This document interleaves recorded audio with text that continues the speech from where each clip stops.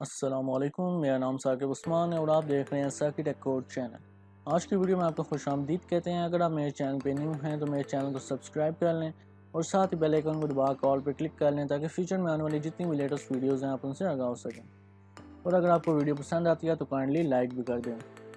तो आज हम डिस्कस करने जा रहे हैं फॉर लूप। अगर आपने इससे पिछली वीडियो नहीं देखी तो लिंक डिस्क्रिप्शन में मौजूद होगा, आप देख सकते हैं। उसमें हमने डिस्कस किया था स्विच कंडीशनल कंट्रोल स्ट्रक्चर को। उससे पहले हमने डिस्कस किया था if else conditional control structure को। तो आप मैं नीचे प्लेलिस्ट की लिंक दे दूंगा, आप उस पर क्लिक करके जितने भी पार्ट अभी हमने C plus plus tutorial for beginners के किए हैं आप वो सारे देख सकते हैं।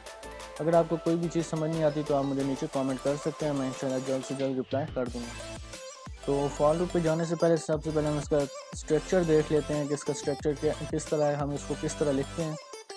तो सबसे पहले हम फॉर का कीवर्ड ऐड करते हैं जिससे पता चलता है कि फॉर लूप जो है यहाँ से स्टार्ट होगा। उसके बाद राउंड ब्रैकेट हम लगाते हैं। उसके बाद हम इधर सबसे पहले लिखते हैं इनिशियलाइजेशन। अभी कोई भी वैल्यू हमने इनिशियलाइज करनी है, जैसे आई इक्वल टू 1 हो गया, आई इक्वल टू 2 हो गया, आई इक्वल टू 3, इस तरह की कोई भी वैल्यू हमने इनिशियलाइज करनी है वो इधर सबसे पहले करेंगे। उसके बाद इधर सेमीकोलन आ जाएंगे। इधर याद रहे सेमीकोलन आएगा इस तरह, जैसे ये डाला हुआ है इनिशियलाइजेशन के बाद इधर कॉमा नहीं आएगा, इधर आएगा सेमीकोलन। सेमीकोलन के बाद हम कंडीशन लिखते हैं कि मतलब कि कब तक जो ये लूप है ये चलता रहे। ये कंडीशन लिखेंगे कि कब तक लूप चलता रहे, कब या मतलब कि लूप जो है एंड हो जाए। उसके बाद फिर सेमीकोलन आएगा, इधर कॉमन ही आएगा, क्या आएगा सेमीकोलन। इसके बाद इधर आ जाएगी इंक्रीमेंट या डिक्रीमेंट, जो भी अभी हमने करना है इधर एक्सप्रेशन आ जाएगी। मतलब कि इंक्रीमेंट क्या होता है आई प्लस प्लस, डिक्रीमेंट क्या होता है माइनस माइनस। अगर आपको ऑपरेटर की नहीं समझ तो मैं लिंक नीचे प्लेलिस्ट का दे दूंगा, आप उस पर जाके ऑपरेटर वाली वीडियो देख सकते हैं। उसके बाद इधर हम कर्ली ब्रैकेट लगाएंगे, इसके अंदर जो भी हमने प्रोग्राम एग्जीक्यूट करना है हम इधर लिख देंगे। अब इस स्ट्रक्चर को ज़रा एक एग्जांपल की मदद से क्लियर करते हैं। जैसे इधर मैंने एक छोटी सी एग्जांपल लिखी हुई है कि इधर से फॉर लूप स्टार्ट होगा। जैसे इधर हमने फॉर का कीवर्ड लगाया, उसके बाद राउंड ब्रैकेट, इनिशियलाइजेशन इस तरह जैसे ये की हुई है इंट आई इक्वल टू 1। अब आई के अंदर हमने 1 वैल्यू इनिशियलाइज़ कर दी है, इस तरह हमने आई की वैल्यू को इनिशियलाइज़ किया है। इधर इस तरह आपने कोई भी वैल्यू इधर पुट करनी है उसको इनिशियलाइजेशन कहते हैं। उसके बाद सेमीकोलन, उसके बाद कंडीशन। अब इधर क्या लिखा हुआ है कंडीशन, तो कंडीशन इस तरह होगी कि जो आई की वैल्यू जब तक 5 से लेस है तब तक ये लूप चलता रहेगा, तब तक जो इसके अंदर हमने लिखा हुआ है बॉडी ऑफ प्रोग्राम में वो एग्जीक्यूट होता रहेगा जब तक ये कंडीशन सेटिस्फाई हो रही होगी। अब उसके बाद सेमीकोलन आ जाएगा। सेमीकोलन आने के बाद एक्सप्रेशन या इंक्रीमेंट डिक्रीमेंट हम कह सकते हैं, वो साइन आ जाते हैं। जैसे इधर आई प्लस प्लस आ जाएगा, तो इस तरह एग्जीक्यूट हुआ है, ये मैं आपको समझा देता हूँ। फॉर एग्जांपल इधर है आई की वैल्यू 1 है। अब वो देखेगा कंडीशन आई लेस देन 5, यस 1 5 से छोटा होता है, तो इधर नीचे प्रोग्राम में आ जाएगा। प्रोग्राम में क्या लिखा हुआ है सी आउट वैल्यू इज़ और आगे लिखा हुआ है आई।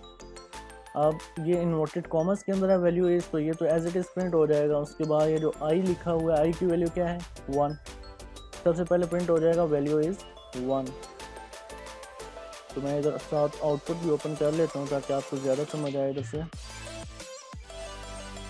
फॉर एग्जांपल ये, तो ये सबसे पहले क्या प्रिंट हो जाएगा इधर वैल्यू इज़ 1। अब आई प्लस प्लस है ऊपर, तो आई प्लस प्लस का क्या मतलब होता है +1, तो इधर आई के अंदर 1 पड़ा है उसके आगे +1 हो जाएगा, तो आई की क्या वैल्यू हो जाएगी 2। अब आई के अंदर क्या सेव है 2 सेव है।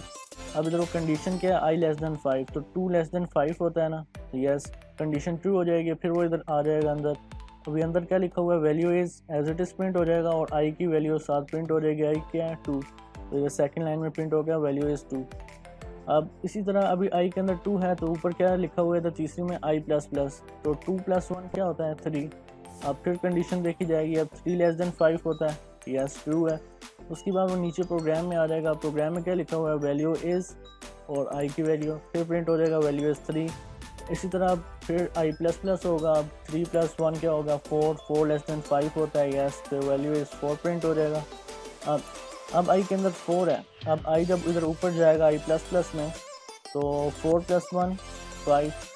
अब इधर आई की जगह 5 आ जाएगा। 5 लेस देन 5 होता है, नहीं होता, 5 इक्वल टू 5 होता है ना, तो ये कंडीशन गलत हो जाएगी क्योंकि इसमें कब तक एग्जीक्यूट होना था जब तक आई जो है वो 5 से छोटा होगा। लेकिन अब आई के अंदर क्या है 5 है, तो 5 5 से तो छोटा है ही नहीं, तो ये कंडीशन गलत हो जाएगी, वो इधर कुछ भी नहीं प्रिंट करेगा, सिंपल इधर प्रोग्राम ख़त्म कर देगा। तो इसी तरह उसने सबसे पहले प्रिंट किया वैल्यू इज़ 1, इसी तरह फिर वैल्यू इज़ 2, फिर वैल्यू इज़ 3, फिर वैल्यू इज़ 4। लेकिन जब 4 होने के बाद वो जब ऊपर गया उसने देखा i++ लिखा हुआ है, तो उसने 4 + 1 किया, 5 हो गया। अब उसने दोबारा कंडीशन चेक किया, 5 < 5 तो होता ही नहीं, तो उसने ये वाली चीज़ एग्जीक्यूट ही नहीं की क्योंकि कंडीशन ही गलत हो गई थी। तो ये एक छोटा सा प्रोग्राम था, इससे आपको थोड़ी बहुत क्लियर हो गया होगा कि फॉर लूप हम किस तरह लिखते हैं। बस आपने ये बेसिक स्ट्रक्चर याद रखना है कि सबसे पहले इनिशियलाइजेशन, उसके बाद कंडीशन, उसके बाद एक्सप्रेशन। इनिशियलाइजेशन क्या होती है कि इस तरह वैल्यू को इनिशियलाइज़ करना, उसके अंदर कोई भी वैल्यू देना, कंडीशन के जब तक लूप चलेगा, और आगे इंक्रीमेंट डिक्रीमेंट या कोई इधर एक्सप्रेशन लिख देनी है आपने। तो हम अभी क्या करते हैं, हम एक प्रोग्राम लिखते हैं इधर। अब हम जो प्रोग्राम लिखने जा रहे हैं वो कुछ इस तरह का है। मैं सबसे पहले क्वेश्चन लिख लेता हूँ कि write a program to print multiplication table of 10 using for loop. तो ये हमारे पास क्वेश्चन है कि हमें प्रोग्राम लिखना है जिसमें हमने 10 का जो है वो टेबल लिखना है, लेकिन यूजिंग फॉर लूप। तो हम इसको किस तरह करेंगे, सबसे पहले हम लगाते हैं लाइब्रेरी हैश इंक्लूड iostream, उसके बाद यूजिंग नेम स्पेस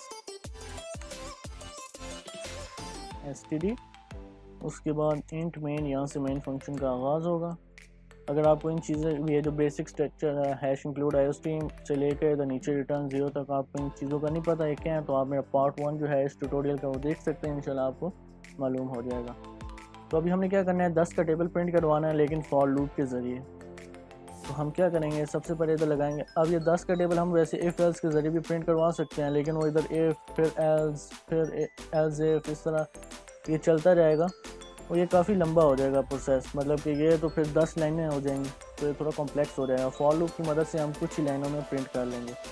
तो सबसे पहले हमें फॉर लूप लिखते वक्त सबसे पहले फॉर का कीवर्ड लिखना है, उसके बाद हमारे पास आ जाएंगे राउंड ब्रैकेट। अब इनसाइड द राउंड ब्रैकेट हमने क्या करना है, सबसे पहले इनिशियलाइजेशन करनी है। अब इनिशियलाइजेशन किस तरह करना है, फॉर एग्जांपल मैं इधर लिख देता हूँ इंट x = 1। अब 1 के अंदर क्या वैल्यू है, x के अंदर क्या वैल्यू है 1, ये इनिशियलाइजेशन होगी हमारी। अब इनिशियलाइजेशन के बाद क्या था, सेमीकोलन, उसके बाद कंडीशन कि कब तक लूप चलेगा। अब हमने क्या करना है, 10 का टेबल प्रिंट करवाना है, तो 10 × 10 = 100 यहाँ तक प्रिंट करवाएंगे ना। तो हम क्या करते हैं, इधर x की एक कंडीशन लगा देते हैं कि कब तक चलेगा, जब तक जो है x < 10 होगा।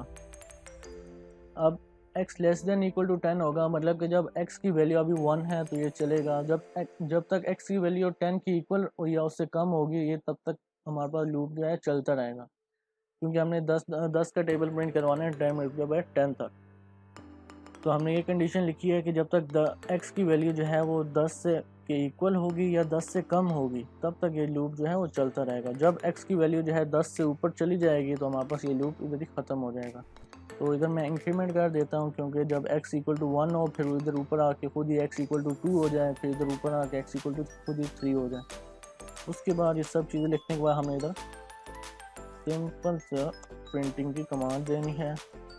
10 का टेबल है तो मैं क्या लिख देता हूँ, 10 × और इधर आगे जिसके साथ मल्टीप्लाई होगा x, 10 × x =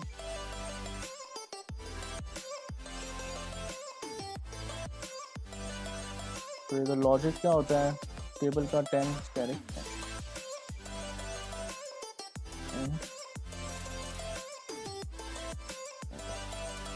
तो ये सिंपल सा था, बस ये 3 लाइन के अंदर हम जो है किसी भी चीज़ का टेबल या कोई भी बड़ा सा प्रोग्राम जो है वो हमसे 3 लाइन के अंदर कर सकते हैं। हमें कोई इफ़ एल्स इफ करने की ज़रूरत नहीं है, वो तो काफ़ी ज़्यादा लाइनें हो जाएंगी। तो ये सिंपल सा 10 का टेबल प्रिंट हो जाएगा। अब देख, मैं पहले इधर आउटपुट आपको शो कर देता हूँ, फिर हम समझते हैं किस तरह चलेगा। अब ये देख सकते हैं इधर 10 का टेबल प्रिंट हो चुका है। 10 स्टैटिक 1 से लेकर 10 स्टैटिक 10 = 100 तक प्रिंट हो चुका है। अब ये किस तरह चला है, सबसे पहले इनिशियलाइजेशन किया हमने, x के अंदर 1 वैल्यू आ गई, ठीक हो गया। अब कंडीशन क्या है कि कब तक चलेगा, जब तक जो है x जो है वो 10 से कम हो या इक्वल हो, लेस देन इक्वल टू का साइन है ना, फिर 10 से कम हो या उसके 10 के इक्वल हो।